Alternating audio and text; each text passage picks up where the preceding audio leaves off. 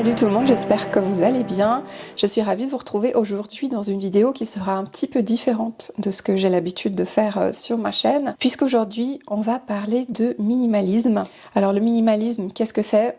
Je n'aime pas le mot, mais c'est un trend que l'on voit depuis quelque temps sur beaucoup de réseaux, YouTube, Instagram, dans lequel les gens se dépossèdent, en tout cas dans le monde occidental, hein, parce que dans les pays en voie de développement, malheureusement, les gens ne possèdent déjà pratiquement rien, mais dans le monde occidental dans lequel on a tendance à surconsommer, moi j'ai énormément surconsommé, en particulier dans les années 2000, j'ai aujourd'hui envie d'embrasser le minimalisme qui est cette tendance à se débarrasser de beaucoup de choses pour désencombrer son intérieur, désencombrer sa tête et aussi pour faire des économies et faire du bien à la planète. Parce que malheureusement, le fait que l'on consomme beaucoup dans le monde occidental, les pays pour lesquels ça va vraiment nuire le plus, c'est les pays en voie de développement, on le sait. L'impact que nous avons à travers le fait qu'on achète des objets, des biens qui sont neufs, qui sont produits aujourd'hui, des productions supplémentaires ne sont pas nécessaires.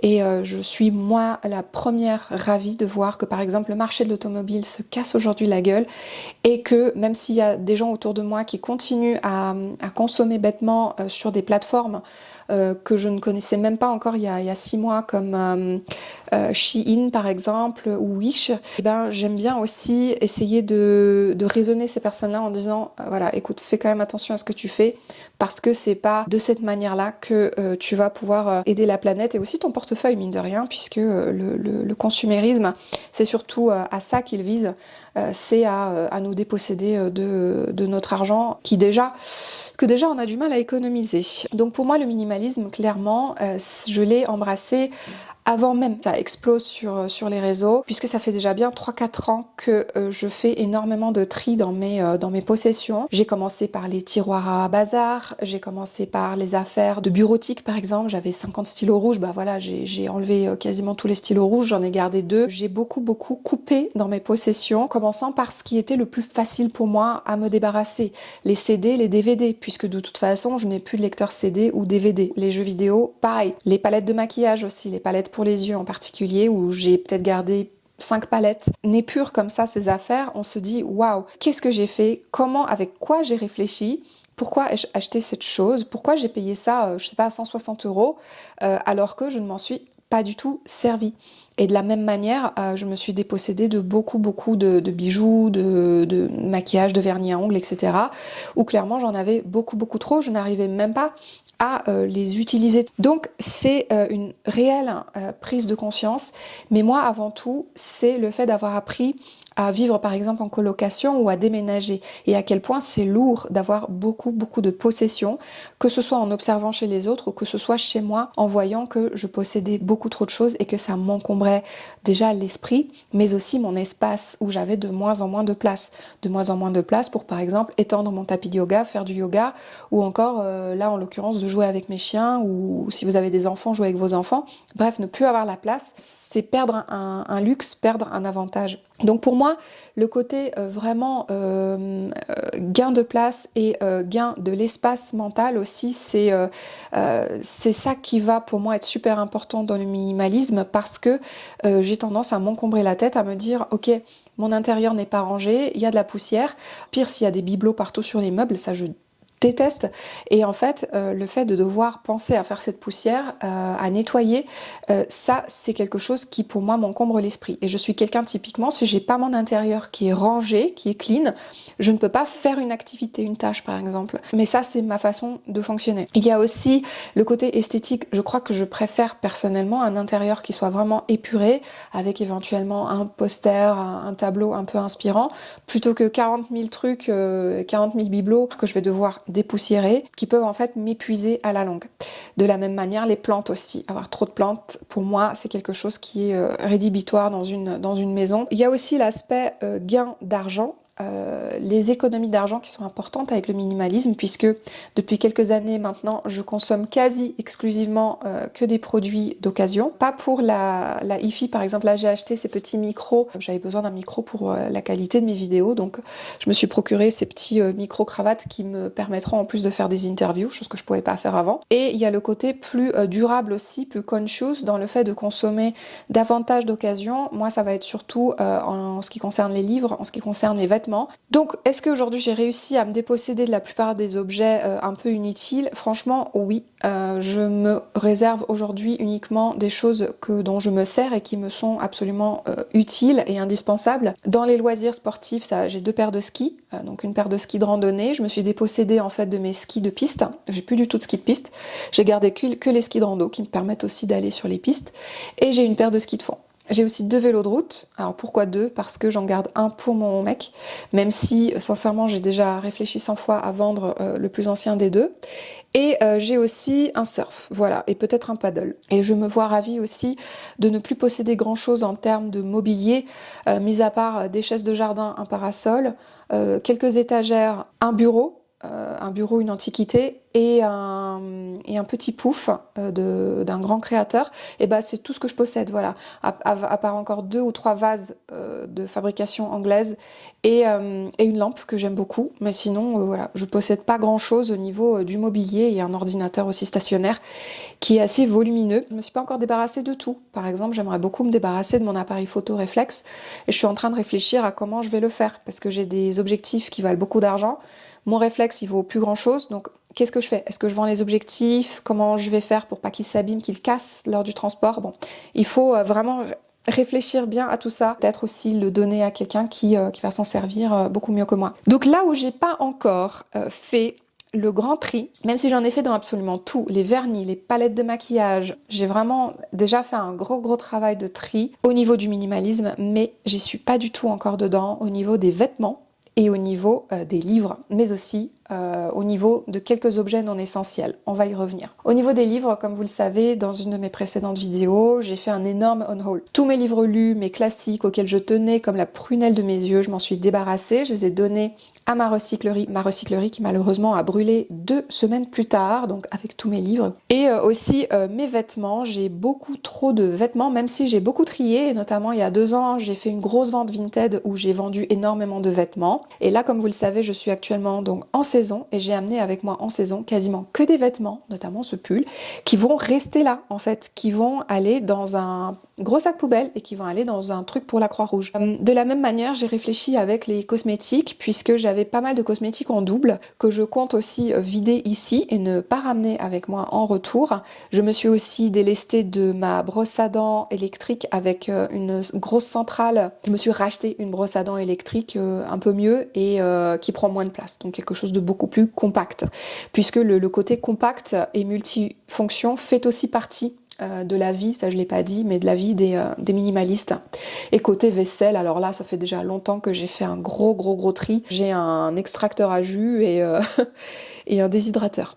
Donc voilà, côté cuisine, clairement, je ne possède pas grand-chose non plus. Et si demain, par exemple, j'étais amenée à déménager, à partir en urgence, et ben franchement, je sais que je peux y aller sans panique aucune, parce que dans toutes les régions, vous avez des recycleries où vous pouvez trouver des trucs à 15, à 20, à 50 centimes. Vous pouvez refaire intégralement votre cuisine. Vous pouvez acheter des casseroles, vous pouvez acheter des couverts, vous pouvez acheter des mugs. Enfin, je veux dire, il y a pas de stress à avoir. Et j'ai beaucoup relativisé ce côté objet, le matérialisme, lorsque j'ai commencé à être bénévole en recyclerie aussi, parce que vous voyez ces objets que les gens jettent au quotidien et vous dites mais c'est incroyable. Et en fait, ils jettent des trucs clairement nickel. Et vous dites mais oui, si demain j'ai besoin d'un truc, j'ai juste à passer ici. Si j'ai besoin d'une boule à thé, si j'ai besoin de, je sais pas, j'avais besoin d'un presse-purée, et ben je suis allée à la recyclerie, j'ai trouvé un presse-purée, voilà, c'était génial. Et puis derrière, si je veux le redéposer à la recyclerie, je peux le redéposer à la recyclerie. Qu'est-ce que je m'en fous en fait? Il y a des objets dont j'aimerais absolument pas me dessaisir, et c'est ok. Il y a un vase que j'adore, que j'aime d'amour par-dessus tout. Je ne veux pas m'en dessaisir, même s'il prend une place de dingue, mais je l'aime et j'aime beaucoup cet objet. Je le trouve très esthétique, très beau. En plus, je peux ranger des trucs dedans. Et en fait, je ne veux pas m'en dessaisir. Mon petit pouf de chez Philippe Stark, je l'aime beaucoup parce que c'est pareil, il me sert à ranger mes tote bags. Dans mes objectifs, l'objectif numéro 1, c'est d'épargner. Donc effectivement, j'ai beaucoup de mal à épargner. Cette année a été une année où j'ai énormément dépensé sur certaines choses auxquelles on va revenir, mais en particulier aussi, je me suis fait beaucoup de tatouages et j'ai claqué à peu près, j'ose pas vous le dire, mais ça fait pratiquement 2 SMIC en tatouage. Et donc je sais que l'année prochaine, je vais beaucoup moins dépenser en tatou. Néanmoins, ça a impacté un petit peu mon budget, en particulier à la fin de l'été, parce que j'ai dû faire un voyage, etc., plusieurs voyages pour aller me faire tatouer. Donc voilà, les tatous, c'est un budget, mais ça faisait 15 ans que je m'étais pas fait tatouer, donc pour moi, ça a été juste un plaisir de retrouver ces sensations et de pouvoir faire quelque chose de différent et de nouveau. Pour moi, mon objectif premier, ça va être d'économiser, accrochez-vous, 6 000 euros. Donc ça fait à peu près, même très exactement, 500 euros par mois. Pour arriver à cette économie, il va falloir que je repense vraiment mon budget. Donc mes abonnements à des plateformes, mes abonnements à différentes choses, certaines dépenses sur lesquelles on va revenir tout à l'heure. Mon deuxième objectif va concerner un des 3 postes qui aujourd'hui ne sont pas encore tout à fait bien parce que je possède encore beaucoup trop de livres. D'ailleurs, j'ai dû louer un box pour stocker mes livres, les livres non lus. C'est que en 2025, je vais être en no-buy. Alors, c'est pas un no-buy total parce que je veux pas non plus me frustrer de ouf, mais en gros, je vais m'autoriser 12 livres dans l'année. Donc un livre par mois maximum, mais ça peut être un livre neuf. Comme ça, je me frustre pas, je me paye soit un livre d'occasion, soit un livre neuf, mais au moins il n'y a pas de frustration. Le but simplement de cette manœuvre, c'est de faire diminuer ma palle, parce que jusqu'à maintenant, j'achète plus de livres que je n'en lis, et forcément, mes livres à lire s'accumulent. Autant vous dire que les book hauls vont se faire rares sur ma chaîne en 2025, malheureusement. Ça n'empêche pas, on compensera, on ira faire des recycleries, on ira faire des boutiques, mais sans acheter. J'ai décidé, toujours dans cette deuxième résolution, de ne pas garder mes livres lus. Voilà, mes livres lus, ils dégagent. Typiquement, pour vous donner un exemple, Le nom de la rose que j'ai emporté avec moi ici en montagne, ou encore Orgueil et préjugés que finalement j'écoute gratuitement sur YouTube, eh bien, ce sont des livres qui vont dégager de ma pile à lire, même si, sincèrement, Le nom de la rose, c'est en passe de devenir un gros coup de cœur. 12 livres dans l'année 2025 et basta. Ensuite, un autre poste très intéressant aussi, c'est les vêtements. Parce que là aussi, je ne suis pas encore totalement minimale, même très loin de là. Donc sachez que cette année, il y a des choses que je vais acheter. J'ai absolument besoin d'une chaussure de trail parce que j'ai défoncé mes chaussures de trail là ces derniers mois. Il y avait des trous comme ça, il n'y avait plus rien en dessous, il n'y avait plus de crampons. Et ici, pour la montagne, les seules baskets que j'ai pour courir, c'est des baskets un peu tout terrain, mais il n'y a quasiment pas de crampons. Et en fait, je me casse la figure. Donc je sais que j'ai besoin de chaussures de trail. Je sais aussi que j'ai besoin d'un pantalon tout terrain, un peu pour l'hiver, qui s'apparenterait à un leggings, mais qui n'est pas aussi fin qu'un leggings, vous voyez. Donc un truc un peu pantalon sport, mais un peu hivernal, que je puisse mettre par exemple pour aller faire du ski de rando, quelque chose de très extensible et très confortable, vous voyez, et pour bosser avec aussi au quotidien.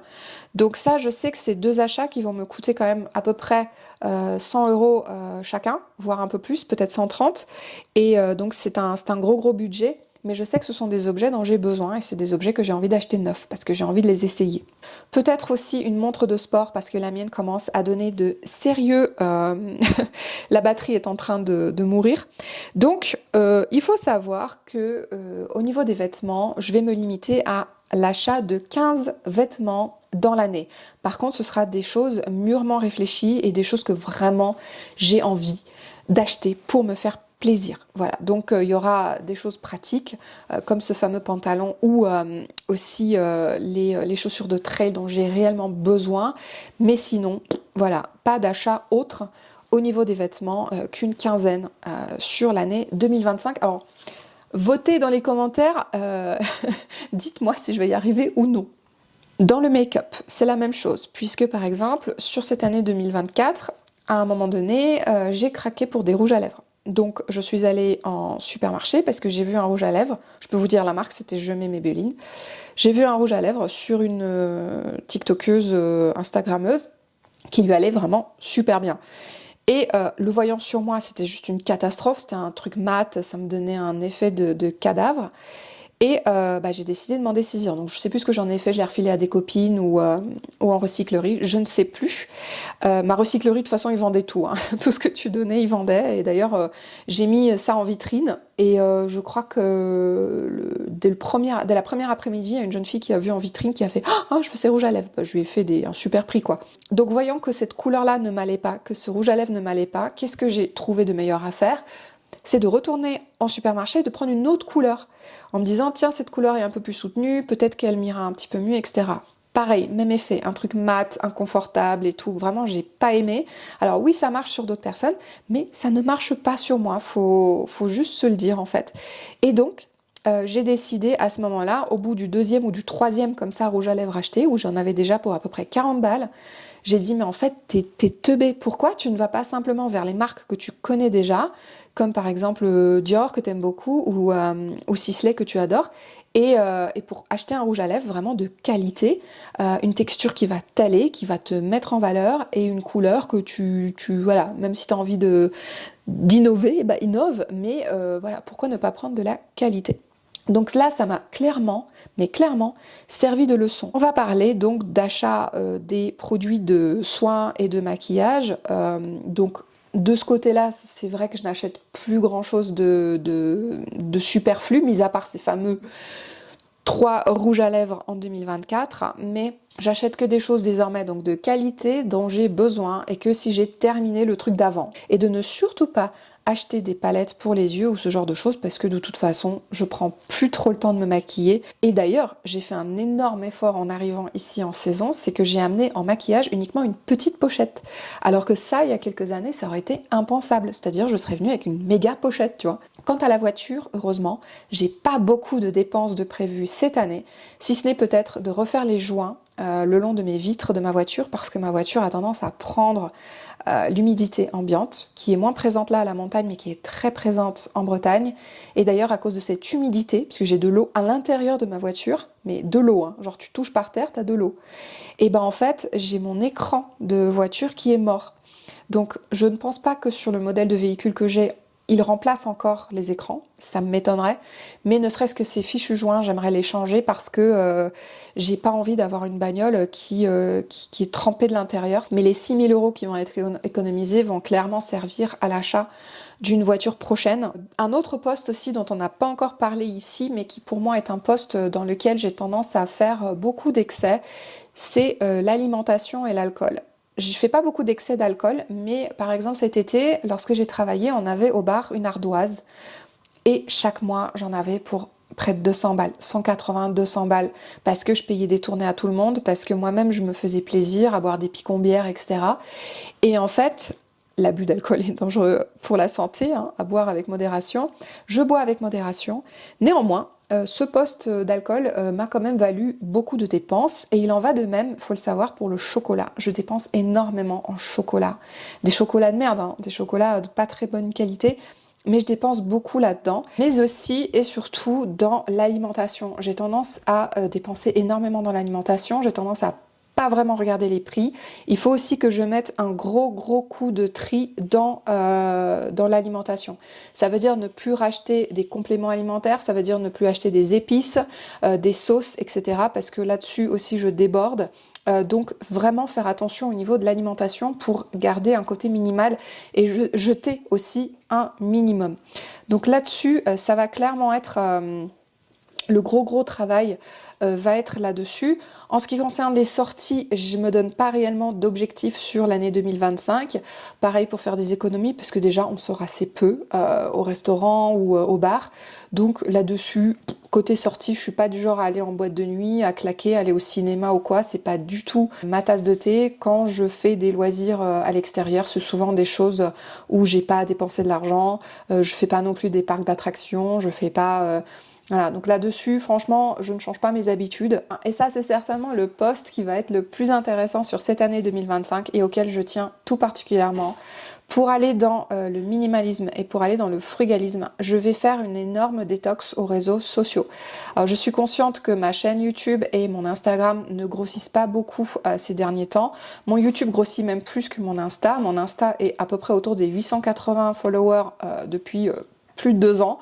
Mes posts font de moins en moins de vues et sincèrement, moi ça me va pour l'instant, ça me frustre un peu parce qu'on se dit bon pourquoi on bosse, mais c'est pas pour autant que je vais passer beaucoup plus de temps sur les réseaux pour remédier à cela. Bien au contraire, je vais me faire un petit challenge par mois et en commencer par au mois de janvier à me faire le challenge de par exemple de vider toutes mes photos, de faire un gros tri dans mes photos de mon téléphone. Donc ça déjà ce sera un gros tri de fait. Le frugalisme et la détox des réseaux, c'est quelque chose qui peut aller ensemble parce que le fait d'avoir un ordinateur encombré, des mails encombrés, d'avoir beaucoup d'applications sur son téléphone ou en tout cas d'y passer beaucoup de temps, ça fait que vous passez à côté d'autres choses dans votre vie qui sont peut-être plus inspirantes, plus intéressantes ou vous faire plaisir ou passer du temps pour vous. Et ben en fait vous le passez à scroller sur un téléphone qui va vous détruire la santé mentale. Et ça, on va en parler dans une prochaine vidéo. Donc si ça vous intéresse, je posterai sur Instagram une fois par mois qu'est-ce que je vais faire comme petit challenge pour moi. Et je pense que je vais observer ma consommation des réseaux du mois précédent pour agir le mois suivant. Donc je vous donne un exemple. Donc au mois de janvier, je vais donc vider les photos de mon téléphone et de mon ordi. Au mois de février, par exemple, ce sera de limiter mon Instagram à 3 jours sur 7.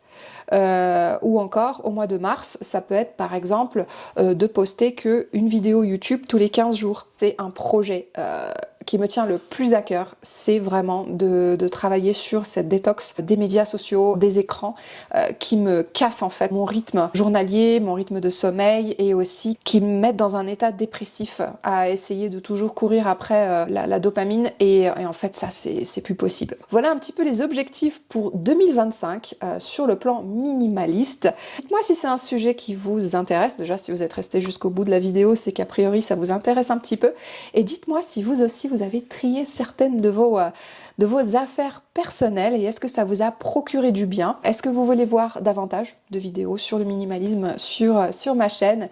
Et en tout cas, je me ferai un grand plaisir de vous répondre si vous êtes curieux par rapport à cette thématique. Merci beaucoup d'avoir regardé cette vidéo et moi, je vous retrouve dans une prochaine vidéo où on parlera certainement de bouquins. Gros bisous, salut, à la prochaine!